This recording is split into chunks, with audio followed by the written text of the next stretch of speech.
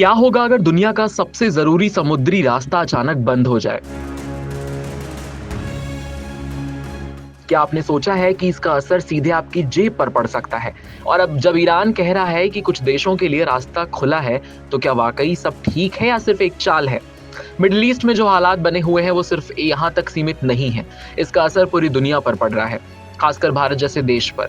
Iran के विदेश मंत्री अब्बास अरागची ने कहा है कि स्ट्रेट ऑफ हॉर्मुज पूरी तरीके से बंद नहीं है और भारत समेत 5 देशों के जहाजों को वहां से गुजरने दिया जा रहा है।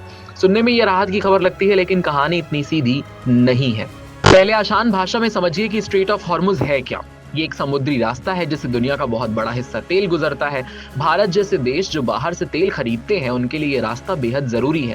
अगर ये बंद हो जाए तो पेट्रोल डीजल महंगा हो सकता है, महंगाई बढ़ सकती है और आम आदमी की जेब पर सीधा असर आपको पड़ सकता है। अब ईरान ने क्या किया है? उसने कहा कि भारत, चीन, रूस, इराक और पाकिस्तान जैसे देशों के जहाजों को वो गुजरने देगा, यानी पूरी तरह रोक नहीं लगाई गई है। लेकिन यहाँ एक ट्विस्ट है। ईरान सिर्फ उन्हीं देशों को जाने दे रहा है जिनसे उसके रिश्ते ठीक हैं या जिन्होंने उससे बात की है। यानी अब ये रास्ता सिर्फ भौगोलिक नहीं बल्कि राजनीतिक भी बन गया है। सीधी भाषा में कहें तो हॉर्मुज अब पास सिस्टम पर चल रहा है। जो दोस्त है वो जाएगा, जो दुश्मन है वो रुकेगा। ईरान ने साफ कहा कि वो अपने दुश्मनों और उनके साथियों के जहाजों को नहीं जाने देगा। इससे साफ है कि वो ये सिर्फ सुरक्षा का मामला नहीं बताना चाहता, बल्कि ताकत दिखाने का भी तरीका अपना रहा है। भारत के लिए अभी स्थिति ठीक लग रही है, लेकिन हमारे जहाजों को रास्ता वहां से मिल रहा है और तेल की सप्लाई जारी है। लेकिन क्या ये हमेशा ऐसा ही रहेगा? यही सबसे बड़ा सवाल है, क्योंकि अगर हालात बदले या ईरान का रुख बदला तो असर तुरंत दिखेगा। एक और दिलचस्प बात यह है कि ईरान ने कहा है कि अमेरिका के साथ उसकी कोई बातचीत नहीं हो रही है। मतलब तनाव अभी खत्म नहीं हुआ है। अंदर खाने कुछ संदेश जरूर जा रहे हैं, लेकिन खुलकर बातचीत नहीं हो रही है। यानी मामला अभी ठंडा नहीं पड़ा, बस रुका हुआ है। ईरान ये भी कह रहा है कि उसने दुनिया को दिखा दिया है कि वो कितना ताकतवर है और कोई उसकी सुरक्षा को चुनौती नहीं दे सकता।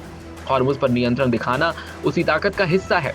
ये एक तरह से दुनिया को मैसेज है, हम चाहे तो रास्ता खोलेंगे और चाहे तो रोक देंगे। लेकिन अब जरा आगे की सोचिए, अगर ईरान ऐसे ही चुनिंदा देशों को ही रास्ता देता रहेगा तो क्या बाकी देश चुप बैठेंगे? शायद नहीं। वो नए रास्ते खोजने लगेंगे, नए तेल सप्लायर ढूंढेंगे या अपनी रणनीति बदलेंगे। यानी लंबे दौड़ में ये स्थिति बदल भी सकती है। भारत के लिए फिलहाल अभी राहत जरूर है, लेकिन पूरी तरीके से सुकून नहीं है, क्योंकि हम अभी एक ऐसे रास्ते पर निर्भर हैं जिस पर किसी और का कंट्रोल है, और जब कंट्रोल किसी और के हाथ में है तो जोखिम बना रहता है। पूरी कहानी को अगर आसान शब्दों में समझे तो ये सिर्फ एक रास्ते के खुलने या बंद होने की खबर नहीं है।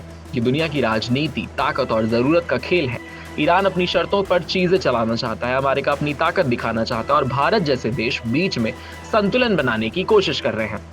अभी के लिए हॉर्मुज आधा खुला है, यानी खतरा टला नहीं है, बस थोड़ा कम हुआ है। आगे क्या होगा इस बात पर निर्भर करेगा कि दुनिया के बड़े देश कैसे कदम उठाते हैं।